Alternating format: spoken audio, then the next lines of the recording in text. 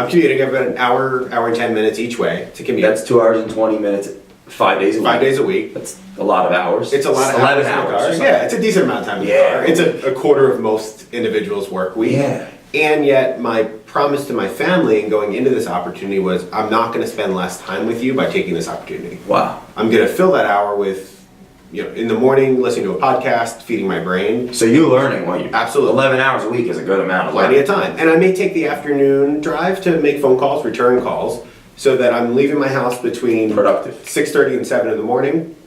She gets me to the market center no later than 8. Yeah. And I'm doing my best to leave the market center by 4, which gets me home by 5. So I'm spending what most people would consider a normal time at work. Yeah. I'm actually not working longer hours. I'm fewer hours in the actual market center itself. So that when I'm there, I've got to be extraordinarily purposeful in what I'm doing. And you are. I have to be. You're extremely efficient. And yet there's days that I'm not, just like anyone else. So it's getting back into it on a regular basis so that the results become predictable. How has that impacted your business and your life?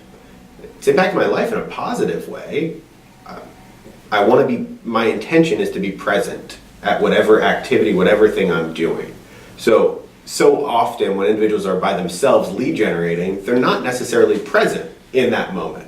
So if I can be really intentional and be present at that moment when I'm lead generating, when I'm at home with my family, when I'm at lunch, when I'm sitting here with you, I'm not thinking about the other 100 things that are happening at any moment. I get a higher result than if I'm already focused on the next thing.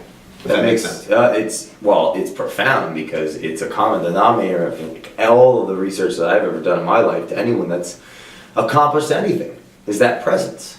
And yet it's something I constantly have to monitor because it's very slippery slope to get back into I've got this next and this and this and this and start thinking about the next activities while I'm in this place. And when I'm by myself lead generating, that's the easiest time to get distracted by social media, by anything else, by my phone, by anything that could be demanding my attention right now. Someone watching this that has a commute that may, be struggling with that decision to take a job, because it's farther away, it's a great opportunity, but they have their family. What's your piece of advice? Do something with your time. And ask the question, what's great about that? So what's great about my commute is I have time to fill my brain with important information that I can reuse later that day.